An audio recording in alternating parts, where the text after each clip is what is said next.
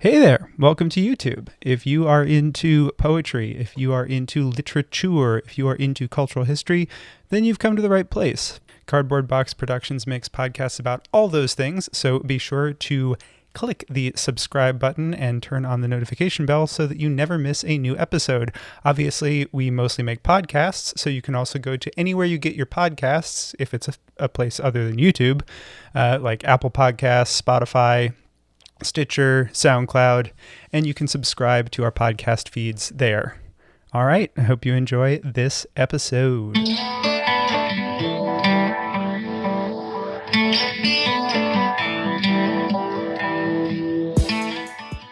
Hello and welcome to Close Talking, the world's most popular poetry analysis podcast from Cardboard Box Productions Incorporated. I am co-host Jack Rossiter Munley, and with my good friend Connor McNamara Stratton, we read a poem, talk about the poem, and read the poem again. Before we get into today's selection, a quick note that if you like what we do here at Close Talking and have a spare minute of your time, it would mean the world to us if you would give the podcast a rating and review on Apple Podcasts. Those ratings and reviews help boost us up the algorithm and find new listeners. And if you have suggestions for future episodes or comments on this one, you can send us an email at closetalkingpoetry@gmail.com. And you can also find us on social media. On Twitter, the show is at Close Talking. I am at Jack Rossiter Munn, and Connor is at Connor M. Stratton. On Instagram, the show is at Close Talking Poetry, and on Facebook, it's facebook.com/closetalking. We also have a website, closetalking.com, where you can find all the past episodes of the show, and Cardboard Box Productions has just launched a newsletter, Unboxed, and if you go to cardboardboxproductionsinc.com, you can subscribe for more behind-the-scenes stuff on Close Talking and all of the other literary and cultural history podcasts that Cardboard Box Productions makes. On with the show.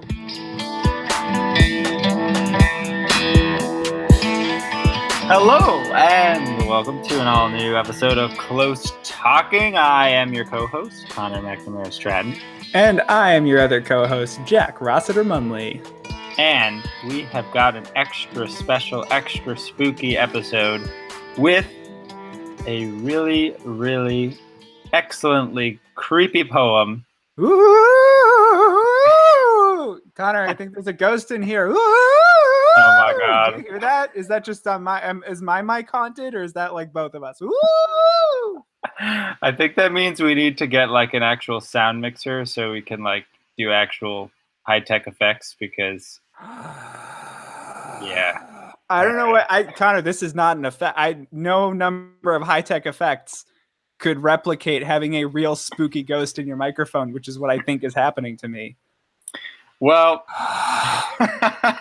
be that as it may. It's weird. The ghost only haunts the microphone when I'm not talking. And we'll never get to the poem because this ghost is just really impatient, which I feel like most ghosts are impatient. Yeah, they're like, get me out of here. I want to go to the afterlife. I hate the mortal plane and I'm tethered to it. Help me fulfill my mission so I can become one with the eternal. That's what every ghost thinks when they wake up. Okay, we have got a wonderful poem called Mercy, which is by the poet Anna Journey, who is a spectacular poet. And this poem is from her collection Vulgar Remedies, which came out in 2013. And, fun fact, David Lynch tweeted about it and said that her poetry is very magical. She has also published 2 books recently in 2017, another poetry collection and an essay collection. The essay collection is called An Arrangement of Skin. The book of poems is called The Atheist Wore Goat Silk. And just for effect, so I think you really get a good sense from her book titles that where her mind is going. The very first book she had was called If Birds Gather Your Hair for Nesting. Yikes. All equally compelling and disturbing. I have to say, An Arrangement of Skin Either sounds like what a very specific type of serial killer calls other human beings. Oh, look at these skin arrangements ready for me to disassemble. Or it is what that serial killer will ask you to come take a look at when you visit his home, where he'll be like, hey, come see my arrangement of skin. There's like nothing not creepy about that book title, and I love it. Oh my god. That's amazing. She also, if you remember our episode about the poet she wrote an essay that we referenced on that episode that was about the grotesque. And that essay was called Earning the Vomit, the Grotesque in Contemporary Poetry. But without further ado, I will read it now. It is called Mercy by Anna Journey. She spends the night with a man who once hunted deer, who keeps squirrel meat stacked in his deep freezer, the white ice rising over red cubes like the animal's fur as it returns. Cold night, she rolls closer to fit the curve of his quilt slurred spine. She remembers the patch's outlines. Scattered houses snipped from dead women's linen, those thin A-frames. Better to snap the neck of a shot deer than to wait for it to slowly bleed. He believes this. A sleepwalker, he often wakes with a different woman's head between his knees. He holds her vertebrae in place as one hand cups the jugular, the other seizes the skull. He wakes to the dull warmth of limbs kicking the sheets, to the scream of a deer becoming a woman. Super spooky.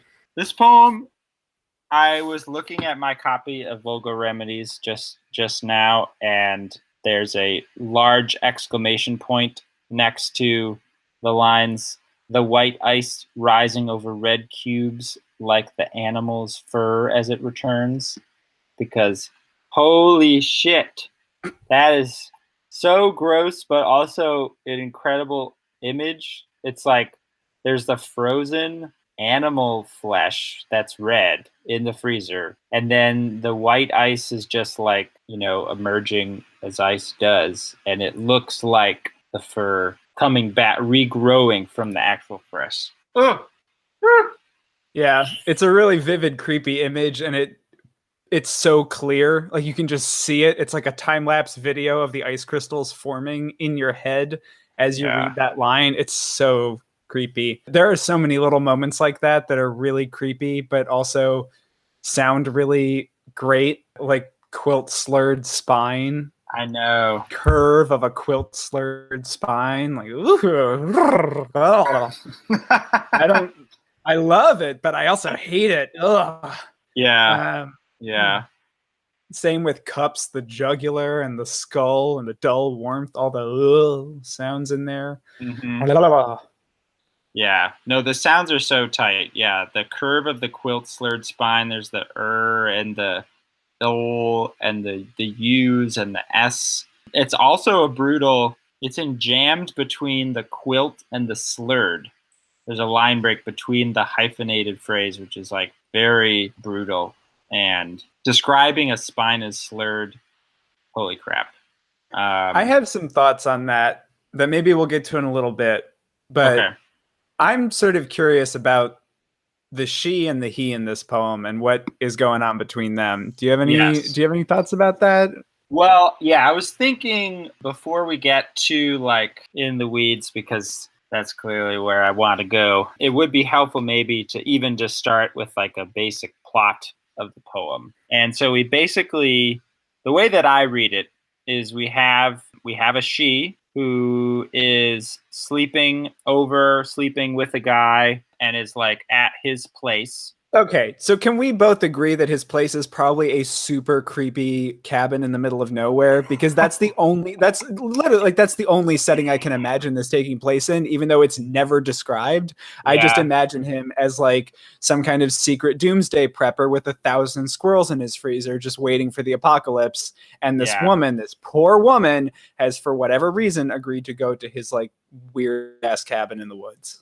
The preamble or the pre-poem to this is them driving for a very long time into the woods with like eerie music and him seeming very nice and she excited and then being like I'm in a horror movie but I don't know it yet. But anyway, I totally agree. I think she captures the ambiance without having to say cabin in the woods. So she's there and it's cold, at the place. And so she's like sleeping close to him basically. And then she's remembering, so the quilt has patches and she's remembering what they looked like, that there's houses or whatever.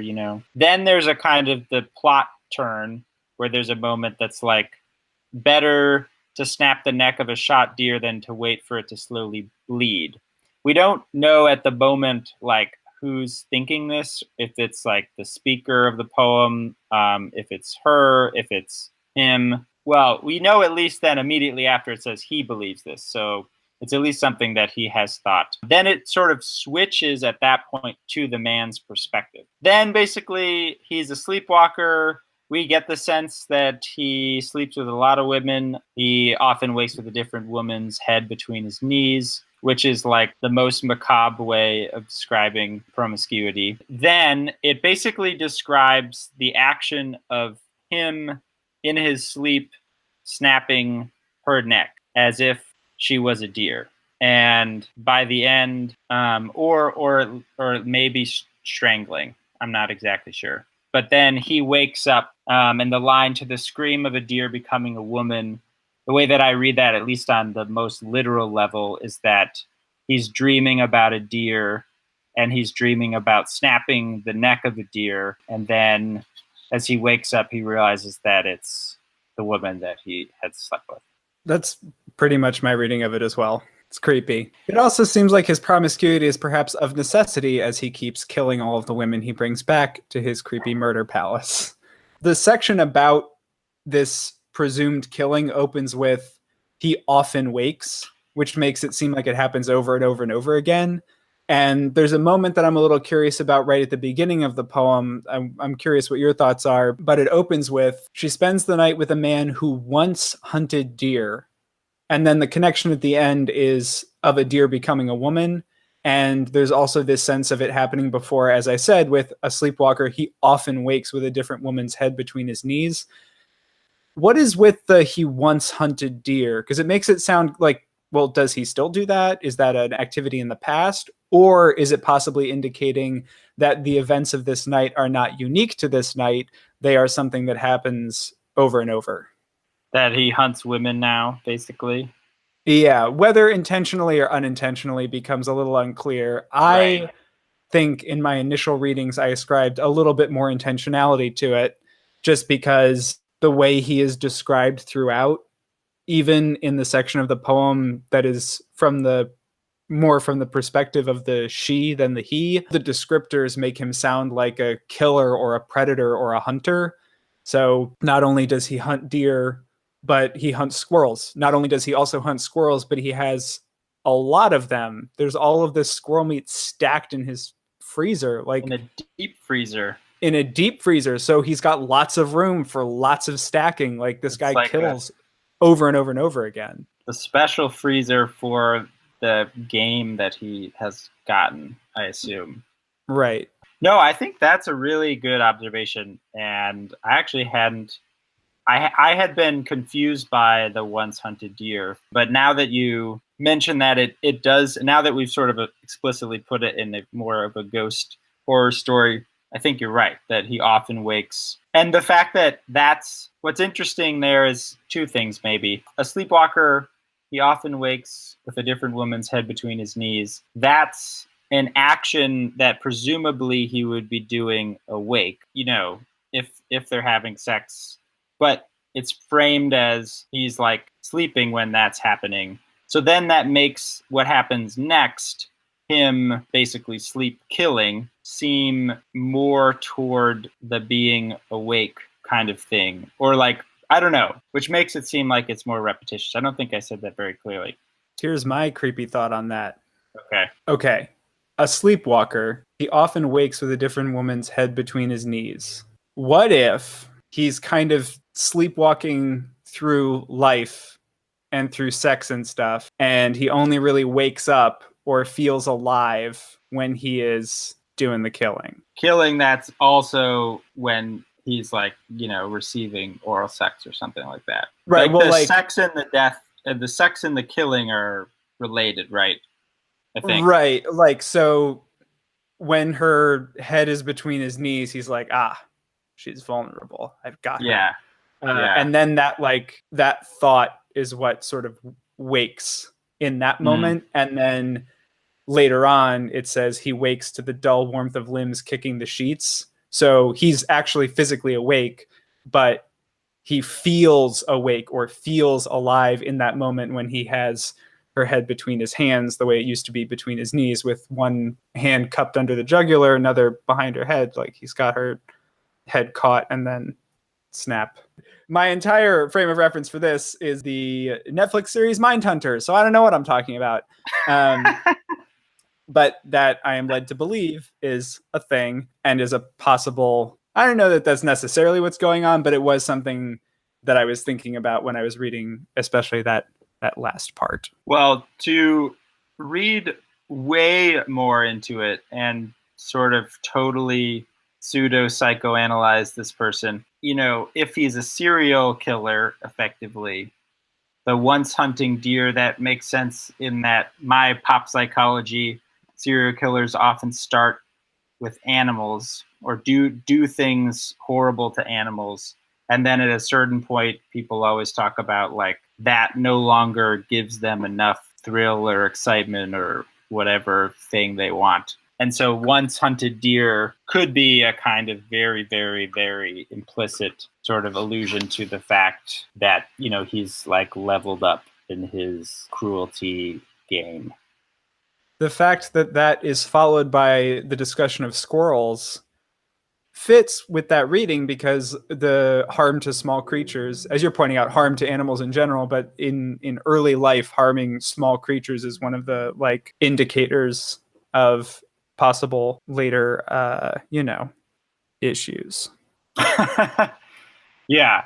Okay. So I think that's all very plausible, and it makes me happy enough with understanding at least the once hunted. Then I think maybe this is jumping a little too far, but there's the broader meaning that, so there's the literal meaning of the poem. There's the action there, the plot. Then there's the kind of, as we're doing, kind of the inference about the larger facts surrounding, like a kind of exposition about the poem.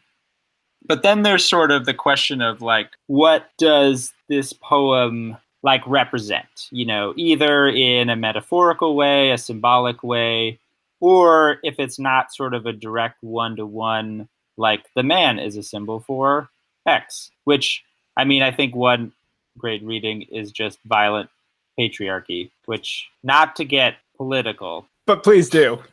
Well, it's, in the wake of the Kavanaugh trials. Hey, fuck that guy.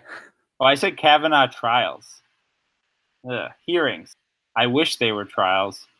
Jesus. Well, everything smart that has been said about the Kavanaugh hearings and what that sort of very upsetting thing sort of means in terms of gender and patriarchy and male entitlement and violence. I have nothing like sort of specifically new to add, except that this poem, in a similar way, but in a kind of eerie, resonant, haunting, symbolic way, creates the figure of this man that has a kind of, as we were suggesting, perhaps repetitive violence against women. And even if it's only one time, it's done in this way where he's kind of not even aware of it. And that, could be, there's many ways we could go with this one. It's like that could be speaking to the way that this violence is sort of so normalized for men that you do it in your sleep or something like that.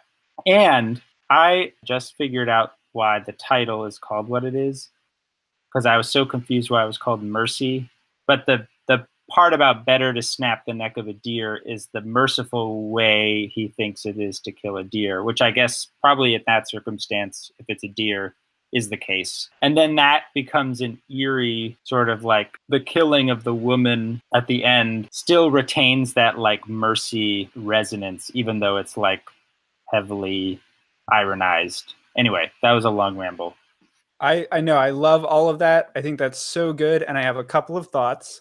So that section that you pointed out, better to snap the neck of a shot deer than to wait for it to slowly bleed. He believes this. I had highlighted that and just wrote mercy next to it because that one line, better to snap the neck of a shot deer than to wait for it to slowly bleed, which is actually spread across 3 lines, but that one sentence is like the pivot point in the poem, as you said earlier, where it goes from her perspective to his, but that line sits apart and is just kind of a statement. By putting he believes this after it, what is never considered is that perhaps the merciful thing to do is to look at the deer through the sight of your rifle and not shoot. And that is just never even an option for him. It's only after an initial act of violence and that he's like, well, you kill it fast instead of slow.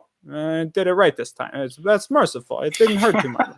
But as you were saying, this guy who is coded as so violent, who is written as, we were saying earlier, like possibly a serial killer, like he's given attributes of a serial killer, but if he's standing in for the violence that is regularly done by men, it points to exactly what you were discussing.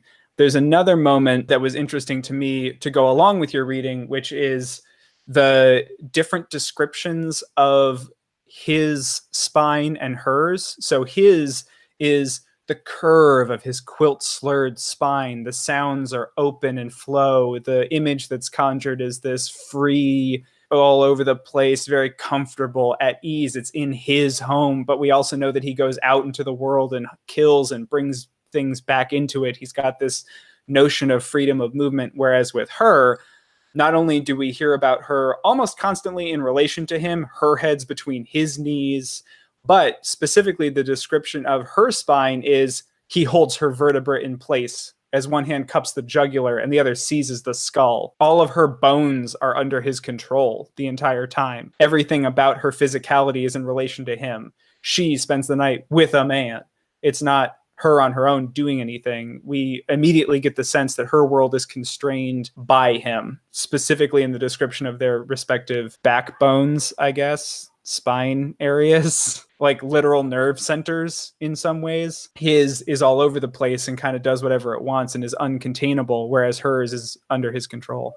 I think that's a really good parallel to draw. And another moment sort of like in terms of craft about that pivot point, all of the lines, except for the very first line, every single line leading up to that sentence is line breaked and jammed, and oftentimes very extremely so. So she spends the night with a man who once hunted deer, that's the first line. But then, who keeps squirrel meat, line break, stacked in his deep freezer, the white ice, line break, rising over red cubes, like the animal's line break, fur as it returns. And then, there's his quilt, line break, slurred spine, and, scattered houses, snipped, line break from dead women's linen. I actually often, when I teach poetry and I teach lineation, I often include this poem because then after that sentence, we have better to snap the neck of a shot deer than to wait for it to slowly bleed. Then we have he believes this, full stop. And we have a caesura, so we have the pause, to slowly bleed, full stop. He believes this, full stop. And the moment at which the line breaks stop coming and the moment at which the full stops become the most intense is the exact moment at which the poem switches perspectives from hers to his. Partly, I think this is just this subtle kind of like, you could think about the line breaks as a like a, following the tracking of a camera.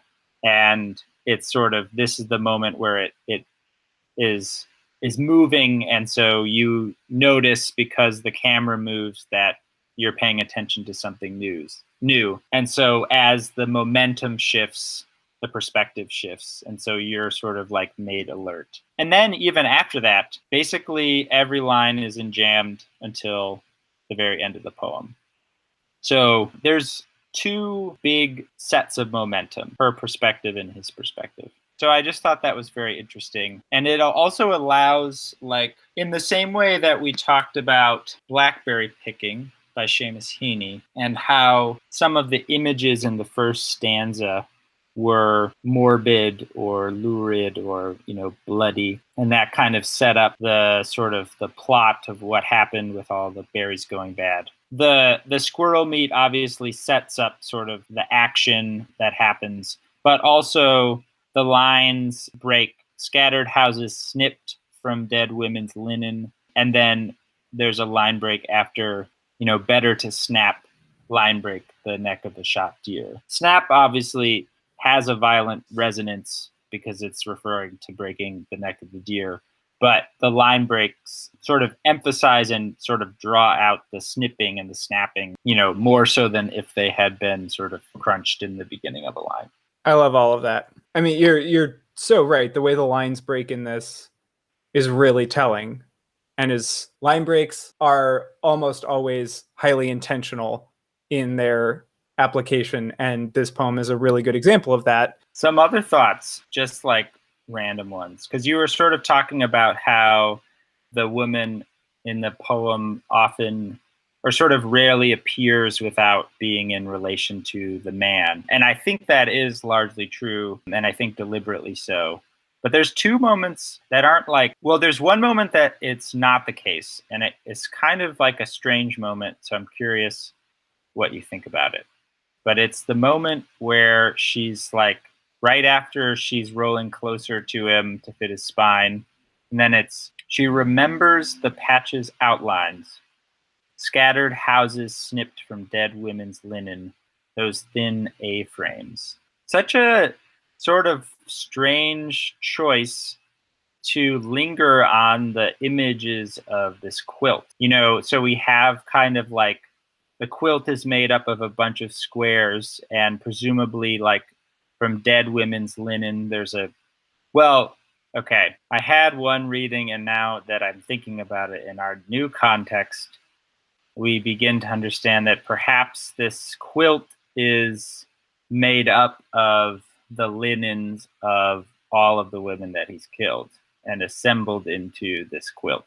Yes. Which, now that I realize it, get creepy with it. Yes. My other thought was that it was like a family quilt from his ancestor women, and that even terrible men come from households where they like grew up with moms and stuff. That was my other reading.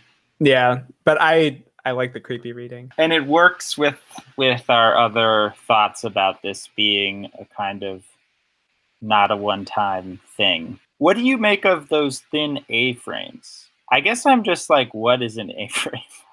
Well, I took it to be A-frames like A-frame houses. Okay. And then that is sort of like the way that square quilt pieces would be put together, or maybe they're triangle-shaped quilt pieces, which would also be somewhat feminine in their symbolism, perhaps. Those are my two thoughts. Basically, that it could either be a square or a triangle, and that those were the shapes that made up the quilt. Yeah. And she's remembering them because it's probably dark, and so maybe she doesn't see them, but she's remembering what they looked like when she did see them. And even this part where her like one action in the poem is that she like moves closer to him and then thinks about one of his possessions. Well, I know, and now that I realize what the dead women, I sort of, all right, I thought I had a moment. The other moment that is not sort of, it's in relation to him, but it's sort of still interesting in a different kind of way, and I'm curious what you think about it, which is just the very end. So, I mean, it's such an amazing a horrifying line, but to the scream of a deer becoming a woman. A poem could say that the woman was killed. It could put it in those terms, which is to say the negative of offing, killing, blah, blah, blah. But the way that it's put, although we know in the literal description, it's a kind of murder, the way that the line is actually quite a striking sort of like metamorphosis. And it's a becoming. Obviously, we understand that it's becoming a woman to like him as wakes up. But the poem ends on this kind of, it haunts us in some ways, partly a lot because of what he is doing. But it's the image of the woman who's come from a deer, which is kind of like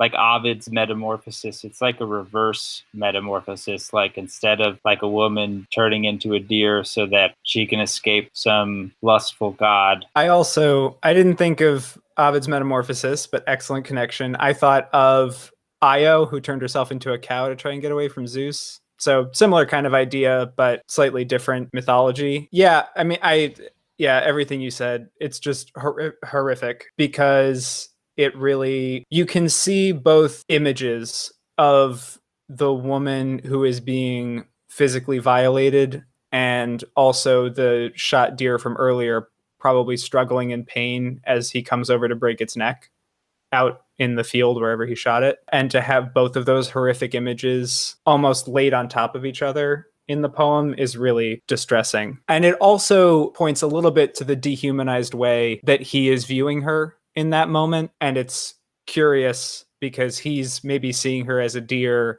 and starting to see her as a woman, but it doesn't make any difference to him. So even if his dehumanized view of her becomes more human, it's not stopping him. He's still about to break her neck. Yeah, no, I think you're definitely right.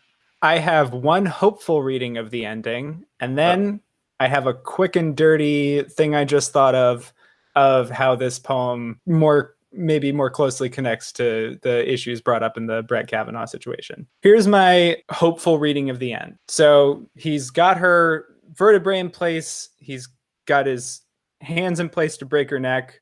He wakes to the dull warmth of limbs kicking the sheets, to the scream of a deer becoming a woman. My hopeful reading of that is if this guy stands in for like violent patriarchal masculinity writ large, that when the veil is broken and there is a moment of reflection where the dehumanized vision of women as deer in the world of the poem is broken by a scream and the deer turns into a woman, a full realized human person, that an individual who has been a sleepwalking member of that violent patriarchy can be awakened by that, and they will release their grasp. Their hand uncups the jugular, the other hand releases the skull, and the violence of the neck break, the perceived mercy of the shot deer from earlier, that is really no mercy at all because it's just death. That vision of mercy is not what is enacted. Instead, they can begin to work at bandaging the wound as opposed to killing. That's my hopeful reading. So the wound that is akin to the wound done to the deer is the wound done to all who are the victims of this kind of violent patriarchal he writ large. And so instead of just the neck snap and saying this is over, it's a bandaging. Yeah, I think that's plausible. One thing that makes me think of, and I think this speaks to the plausibility of what you were saying, and I realize that I should probably stop saying plausible because I feel like it's like one of those words that whatever you say plausible, it actually sounds like you don't mean what you said. You're like, oh, that sounds plausible. Like, I mean, it's plausible. You're full of it, but I mean, there's a world in which maybe you got close to being right. Yeah, Timbus. But I actually mean it just like plausible as much as you can hope for in a highly ambiguous situation. But one thing from that article that Anna Journey wrote about the grotesque, I won't go into the details, but she talks about how the grotesque can open up what she calls an indeterminate space of imaginative possibility. And I think you're right to note that the murder or the killing in this instance actually hasn't yet happened. by the end of the poem. The poem sort of stops like right before the act completes, the killing finishes. So what that does is it opens up the end, I think, and it opens up the poem in both a specifically haunting way and in a grotesque way, but one that is sort of not like conclusive or closed or, is demanding, one or two or, just a few possible readings. But in fact, the reader has a kind of like haunted swamp with which to wade their interpretive feelings about. And so I think is a very deliberate choice that the poem makes to end sort of right at that moment. This is my final thought on how this connects in one way to Brett Kavanaugh and what the sort of disgrace that we've recently seen in the Judiciary Committee hearings and the cultural conversation around them. And it's back to that question that we've touched on a couple times about the line at the beginning, once hunted deer. So in this poem, deer and women are connected at, I would argue, 3 points in the poem. The beginning, right at the middle where the turn happens, and then because of how it ends, it points back to that middle part actually being another connection point. In the Brett Kavanaugh hearings, a large part of the conservative conversation around them wasn't even whether or not he did it. It was that this all happened a long time ago, sort of along the lines of boys will be boys. A lot of repugnant narratives along those lines of course he drank and maybe he did this, but everybody did this kind of stuff. Basically, he once hunted deer. The latent violence that having once hunted deer points to is brought up throughout this poem, and the really disastrous effects of it are pointed to at the end. And that's the argument that many other people were making. That, okay, he did probably do this. Almost certainly he did this. And that means something. And maybe that means he would be a terrible person to have in a position ruling on cases that deal with women's bodily autonomy and 100,000 other issues about particularly women's personhood and agency in the United States and what laws are made about those things. And I think this poem could be read as a refutation of those who try to say that the actions of a young person speak in no way to their later character. And there's the possibility for growth in everyone, but this poem is about someone who sleepwalks, who doesn't question those aspects of themselves. And that's what really came out in Brett Kavanaugh's testimony as a man in his 50s, is that he was willing to try and deny all of these things that were very clearly and easily provably false, like saying he didn't drink when everyone says he drank to excess, that he didn't do this sort of thing when everyone knows that the culture he was a part of clearly did not value women's personhood and had an incredibly entitled attitude towards what these young men of privilege were meant to be in their lives. So I would say that that is one area where the way that this poem deals with the reality of having once hunted deer connects to what we just saw with Brett Kavanaugh. Yeah, I think that's really astute. One thing that she's really good at, and this is the last thing that I'll say, is that the syntax is so like it delays the kind of like true terribleness of the image. So we have who keeps squirrel meat is on its own line. So that's just the basic fact of it. Stacked in his deep freezer, the white ice were being located. And then the white ice rising over red cubes like the animals. And then we have a line break. We're not sure what animals goes to, but rising over red cubes is so weird. And red cubes, oh my God.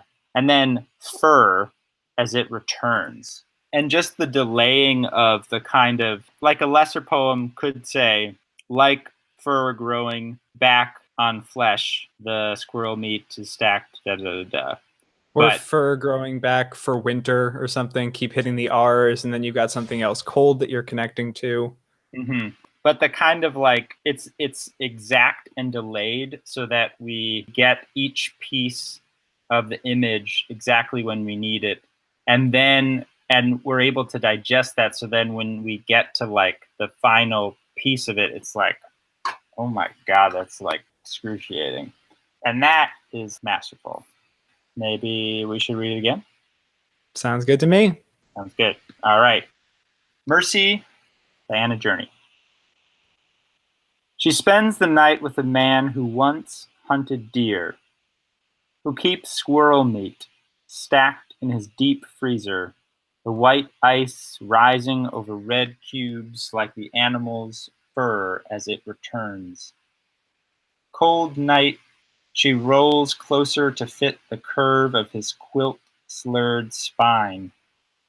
She remembers the patch's outlines, scattered houses snipped from dead women's linens, those thin A-frames.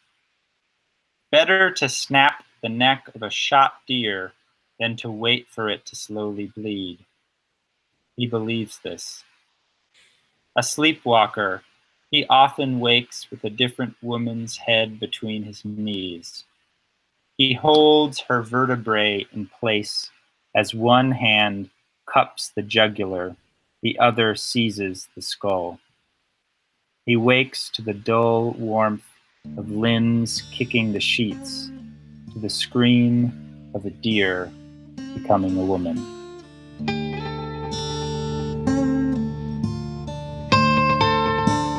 This is co-host Jack Rossiter Munley. Thank you so much for listening. If you enjoyed this episode, head on over to Apple Podcasts, leave a review. 5 stars maybe? Those reviews help with the algorithm and are a great way for us to find new listeners. And you can put anything in them. You can write whatever you want. You can just say, oh, this is a good podcast. I like this podcast. You could be like, hey, that Connor guy, he makes a lot of good points. Jack, why is he doing this outro so long? You know, get him off the mic. And whatever you feel like writing, head on over there, 5 stars, drop in the review. Do you have thoughts about this poem? Is there a poem or poet you'd like us to cover on a future episode? Well, we'd love to hear from you. And there are tons of ways that you can get in touch with us. I mean, I guess you could drop it into an iTunes review. You could be like 5 stars. Hey, why don't you talk about insert name of poet here? But you can also send us an email. That's probably the best way to do it. closetalkingpoetry@gmail.com is our email address. Or you can find us on Twitter. I am at Jack Rossiter Munn. Connor is at Connor M. Stratton. And the show is at Close Talking. On Instagram, you can find us there too. We are at Close Talking Poetry. And we are on Facebook at facebook.com/Close Talking. We haven't gotten to TikTok yet, and we might never. Who knows? Anything's possible. Speaking of all those social media platforms, a very special thank you to our incredible social media manager, Corey Chena, who keeps us active across the internet. And a thank you to all of you for listening. We will see you next time.